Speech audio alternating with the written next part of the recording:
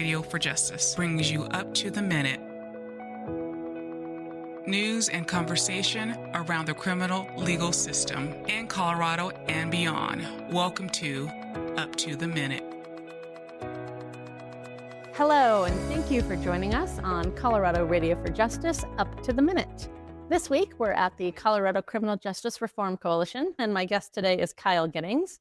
We're going to be talking a little bit about what's happening in the legislature this week. Hey, Kyle, how are you? Good. How you doing, JoyBelle? Busy. I feel that deeply. I'm Yes. sure. So let's start with last time we talked, you were so excited because the JBC, the Joint Budget Committee, had denied a request from the Department of Corrections for additional funding for additional beds. What has happened since then? They reversed. Literally the day after we talked, the Joint Budget Committee made the decision to give them the 788 beds. Mark Ferrandino, who's the director of the State Office of Budget and Planning, came through and said, it's going to cost you a lot of money now or a lot of money later. And well, the other money was going to go to the counties, and it's going to hurt the counties and the jail backlog issues. That's what he was talking about. And so they got a lot of pressure from the governor's office, and they decided to give them the beds. There was still one lone no vote, which was Judy Amabile from Boulder, Senator Judy Amabile. But Representative Kyle Brown and Representative Emily Sirota and Senator Jeff Bridges all moved to yeses to give them the beds. But they sent a very clear message. We're going to give you these beds, but we are still demanding a plan, and we're still demanding action on the governors and DOCs and to figure out a safe way to manage their population and to deal with these structural issues that exist inside the Department of Corrections that are crushing the system and crushing the state budget. So they made it really clear that, like, if we get to figure setting, which is when they start to develop the budget for the Department of Corrections for this coming fiscal year, and we still don't have a plan, we're going to have a different conversation. So yes, they got the beds, but because of that vote that happened with the Joint Budget Committee, it shifted the entirety of the tide and the narrative and the conversation happening around criminal justice reform bills, as well as help folks who are inside and help the staff as well. So a lot has changed because of that vote. In case you don't follow CCJRC on social media, you should, if you want up to the date, up to the minute sorts of information. So I saw on I don't remember when the post was, but you all were sharing some videos of, testimony is not the right word, but people speaking, legislative people. There was one where I don't remember who it was. A lady was reading letters that had come from incarcerated voices. Another one where people, so they were very clearly asking some questions.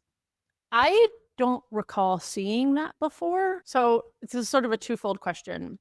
So last year, there was a ballot measure that many people voted for that increased the amount of time that people are spending in prison on their sentences. So I'm sure we probably have some people listening who did vote for that bill. If we are those people who are concerned about their communities, concerned about public safety, and they want people in prison, how is this bill not advancing those measures? Yeah.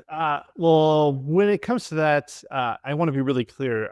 CCJRC does not argue that community absolutely has the right to respond when there's harm. There's no doubts about that. How we respond and how we react in the days following that harm are what matter most, and the justice system we put them in.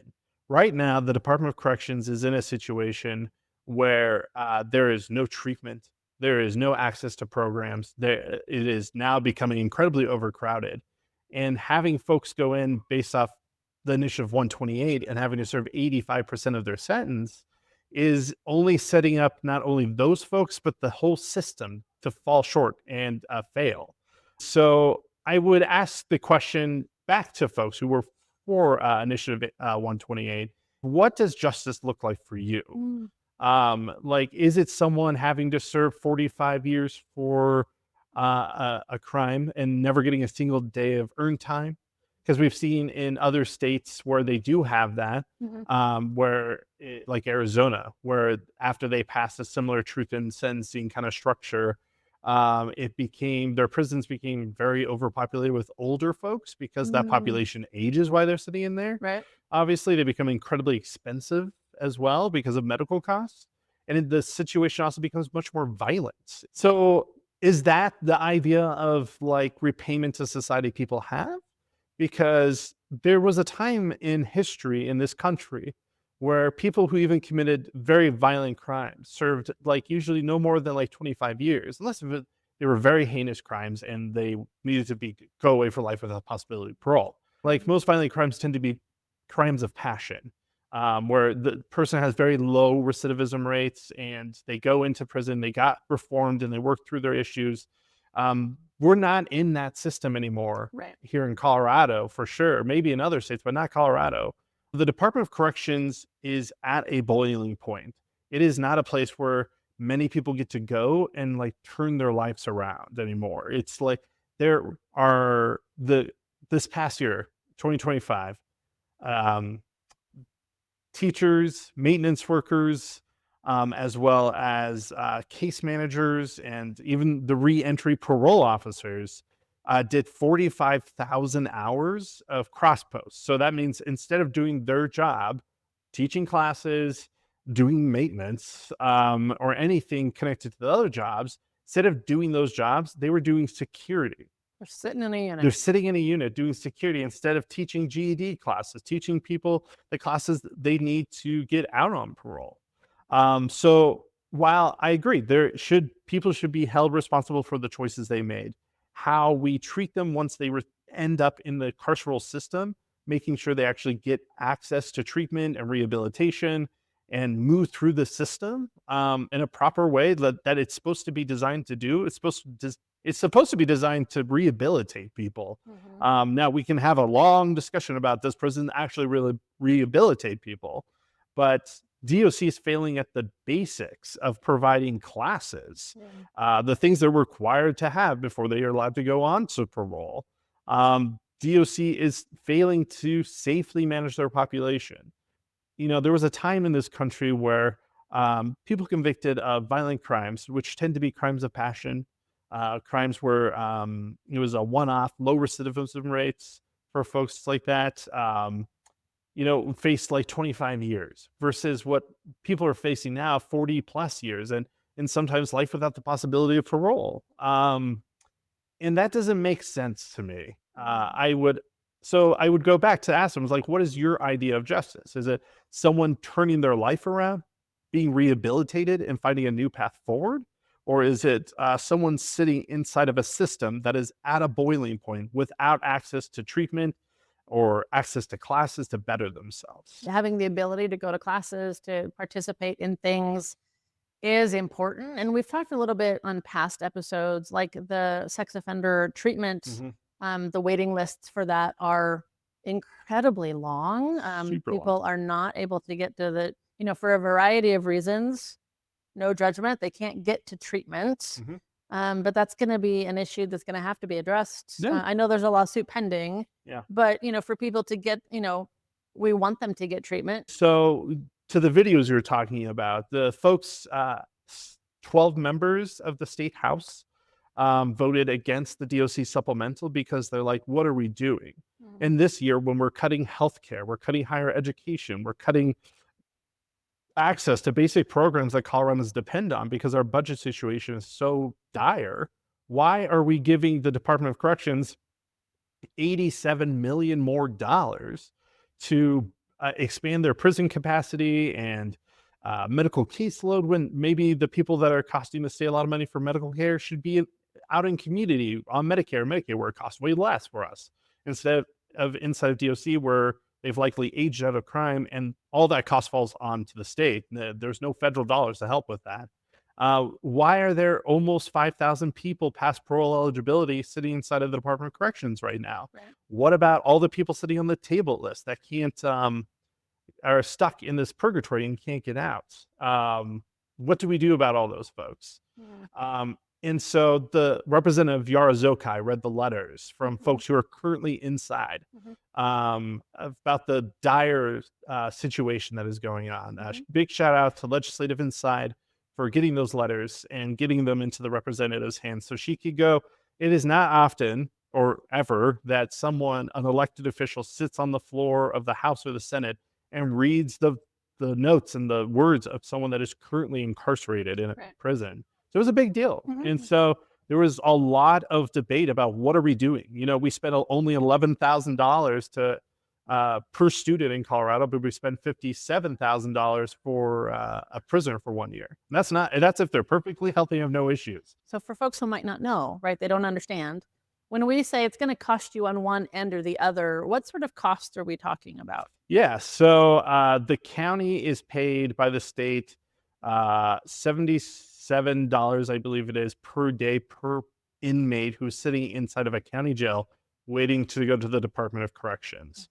And so they had to do an additional $3.3 million, I think it was, to the jail backlog fund to pay for the people that are currently sitting there. There's over 700 people currently sitting in jail backlog, some of the highest levels we've ever seen. They only got 788 beds at the state level and then another 135, I think it is, at the private prisons, which are all the private prison beds that they're tapped.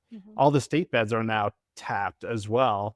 So the jail backlog problem isn't going to go away once we move these people in to the Department of Corrections. It was just a very strange argument. Like, yeah, okay, let's make sure we're not hurting the counties. But at the same time, this doesn't actually solve the problem. It's the fact that there are 5,000 people past the parole eligibility date stuck in the system, 700 people on the table list for parole stuck in the system. And then there's over 800 Concord beds that are funded waiting right now that have no one in them. And the parole board is just deciding to let less people out. That's the problem. So for folks at home who don't know, so community corrections and parole are two different things. So as someone who is currently incarcerated, they can be eligible for community, meaning they can be living in a halfway house or transitional housing, depending on their crime, either 19 or 9 months before their parole eligibility date. They don't have to be accepted. Parole is they have passed that for whatever reason. They aren't going to community corrections, but they are now eligible to parole, meaning that they could go home to live at their mom's house, for example, and they're two different things that he's talking about here, but they can go together. So as we're talking about this, we have as you just said, we have all of these community corrections or ComCore beds that are not full. Parole is releasing less people onto parole to live with their mom or whomever. So what it means when someone is on the tabled list is they're waiting for a class to be done. A class to be done. Some of them might be in community on the ISPI status, which is an inmate status out in community. But a lot of them are likely sitting around waiting for classes that don't exist for them. Or they can't get to because their teacher is Teachers doing security instead. Exactly. Okay, so that answers some of that. So you mentioned that these conversations were spurring other conversations. Yeah. Is there anything that you can speak to that? Is there anything you're starting to see for about sure. those? Yeah, so there's a few things that are starting to really move through the system really well.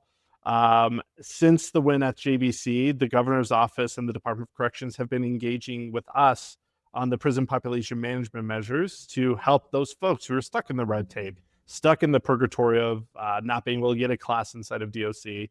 And we're trying to work with the DOC right now to amend PPMM to create more buckets of people who should be qualified to go out back into community.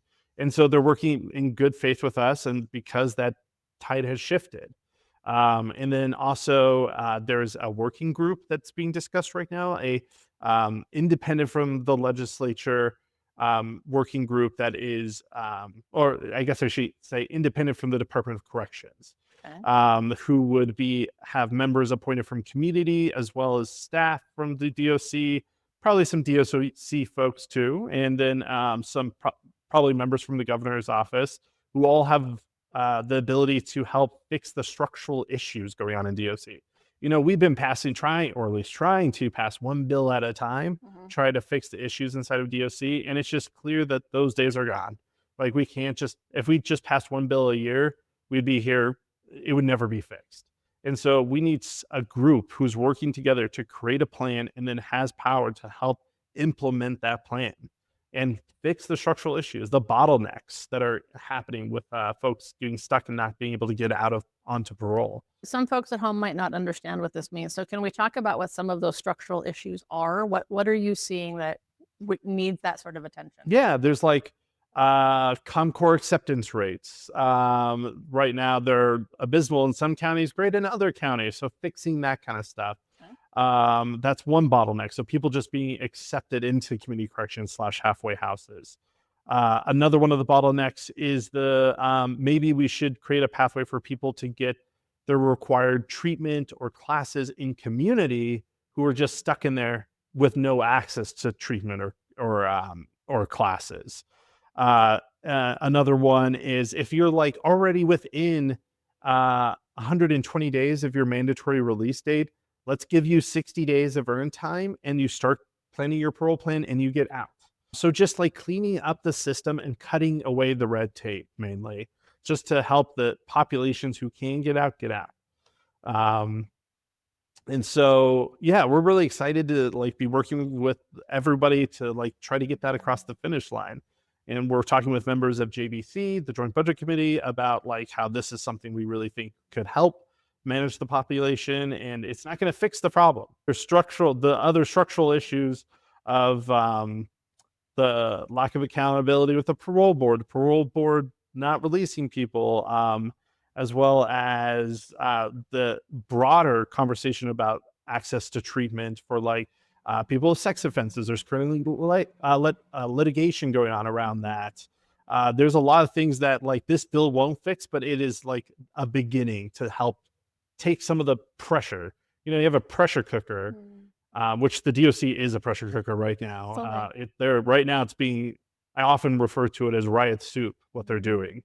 But at the top of your pressure cooker, you have that little thing that releases steam. PPMM would help release the steam to keep it from popping. And so that is our goal, is with that bill. And the working group, making sure community is involved with it and making sure that it's structured well, where it's not just a bunch of Department of Corrections bureaucrats and governor office bureaucrats working to create a plan without having like expert knowledge of inside the system or as well as how the system has worked. Christy Donner, our executive director, has been doing this work for 25 years. So she knows a lot about DOC. So she should be part of that conversation. We've been advocating for people inside since day one. And so we need to make sure maybe legislation inside is getting plugged in. I'm not sure, but I'm excited to see what it does become. But to say that the conversation has changed and the tide has changed would be an understatement. Okay. There's a couple second look bills that are coming. One of them was introduced that would help folks who were convicted when they were 21 years or younger, as long as they've served at least 20 years of their sentence for violent crimes, that they would have a path forward to get out sooner. It also helps folks who are 60 years and older who have medical conditions or have just served a large chunk of their sentence, help them get out as well. Okay. And so that's a second look bill. It would create earlier parole eligibility dates. And then I know there's one coming down related to helping people who were victims of crimes, who had to commit a crime to escape their situation, human trafficking or domestic abuse situations who are inside, helping get them a second look and get them out sooner. But those have just been introduced, so there's lots of things could still happen. Lots of things could still happen with them. Be curious to see where everything ends. It's very early in session. It feels like it's day 800 already of session of a 120-day session, but we're only like 4 or 5 weeks in now, so we'll keep you guys in the loop. So if we're somebody that heard everything you just said, and however, they are concerned that people are going to get out sooner, how do we respond to those people? How do we reassure them that we care about public safety, that the measures being discussed and potentially implemented are not releasing dangerous people back next door to them? Yeah. So the PPMM is like very specifically focused on helping people that have already proven that they are ready to go back to community. So they're in lower security levels inside of the Department of Corrections. So they're in the lowest supervision levels. Okay. So people that have proven inside of the institution that they have like rehabilitated themselves. And there are also people that were convicted of lower level felonies. It's none of the top tier violent felonies that Sure. are PPM addresses. A great deal of the population are these lower level folks Mhm. who are just like clogging up the system, or these people that are going in past their parole eligibility date and are stuck there for a year anyway. So this bill does not put people convicted of violent offenses back on the streets. It helps get the lower level offense folks who have worked to rehabilitate themselves while they're inside, have proven it by being out of the system, or being in the lower levels of the prison system, back home where they should be. Because why is the Department of Corrections running prisons that don't even have a fence around them? Like some of the lower level prisons don't Mhm. even have a fence. If they've proven that they deserve to be in a facility that doesn't even have a fence, then maybe they've proven to be able to go home. So, in more exciting news, Yes. the Go Guide, the seventh edition, is that right? Seventh edition. Yep. That's big and fat. Yeah, this is a thick boy right here. It They've been thinner in the past, but this is everything you need to know about getting out, Comprehensive. getting on after getting out. That's right. Yeah. That's right. So yeah, from page 1, walking people through their first days inside a prison, Mhm. like, oh, hey, you have a child support payment. How do you Mhm. file What the do you do? paperwork? Yep. Yeah, You're not going to make that payment. you're not What do going to you do make that now? payment, so you should file paperwork to deal with that. Right. All the way through how to write a parole plan. What are things Mhm. you should look at to reentry sites that you could go reenter at, wages, all that information is in this beautiful book written by our dear Pam Clifton. This is the 7th edition, should be hitting tablets here really soon, hopefully. So what that does mean is that it's on their tablets inside the prison Mhm. system. They are available for purchase at the CCJRC Yep, website. Is that? yep. $10. Very expensive. Yep. No. You So pretty much cover the cost of printing. right, if that. Barely. So we do offer that. Some folk like I'm a book reader myself. I like a physical book. I don't do this Kindle thing that people Mhm. do. So if you have a loved one in your life that maybe does prefer a book, it is possible to have books Yep. sent inside. You can order them online at the CCJRC website. Yes, I moved 12 pallets of books into our basement. So please buy some physical books if you would like them. Yeah, because otherwise, they're available at Wages Partners, at the Wages Great Partners, parole offices. Okay. Yep. But if you want to be able to look at a physical copy while inside, DOC has bought a limited amount of physical copies, but your loved one should be able to order you one. Is there anything we can talk, like, do you know anything that's happening with legislation inside? Is there any bills happening? I know Corey Wise Innocent Project is part of the second look Okay. bill, but Okay. I haven't seen any specific bills come through with them. I know, I'm trying to think. There's a lot of really bad bills. What makes a bill a really bad bill? Yeah, bills that rewrite sentencing for no good reason besides playing into politics. There's one around retail theft that's coming. There's Senate Bill 70 and 71, which are like specifically around, we're supposed to be addressing human trafficking issues and like making sure people are being charged with the right crime if they're trafficking people. But it also rewrites whole sections of like the sexual assault charges. So it just wraps a bunch of other stuff into it to create like indeterminate sentences and like create the possibility for life without the possibility of parole Oh, wow. for some of them. And they're kind of sailing through. I'm going to be honest with you, because they have bipartisan support to push them through. And it's, I don't know how we stop them, if I'm being completely honest. Now, when we run into bills that we can't stop and we know are going to make it through, how do we make them better? Right. And so that's the Public Defender's Office and the Criminal Defense Bar have kind of taken the lead on that, on making them better. Okay. What does that mean? How do we make a bill like that? How do we make something like that? Oh gosh, yeah. How do we rewrite the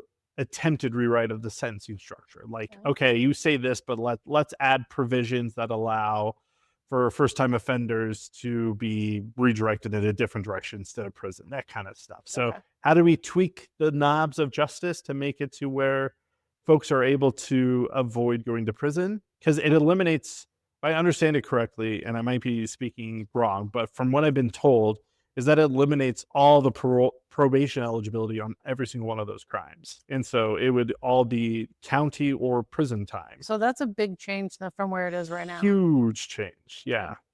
So, Senate Bill 70 and 71, go read them if you're interested, or reach out to the Public Defender's Office, their policy person, James Carbach, or reach out to the CCDB, which is the Colorado Criminal Defense Bar. They're the points on it and are working to try to make things better in that end. Well, thank you so much for your time today, Kyle. Yep. Thanks, JoyBelle. Always good to be here with you and everyone on the other side of the lens. You have been listening to Up to the Minute on Colorado Radio for Justice. Up to the Minute is a production of Colorado Radio for Justice.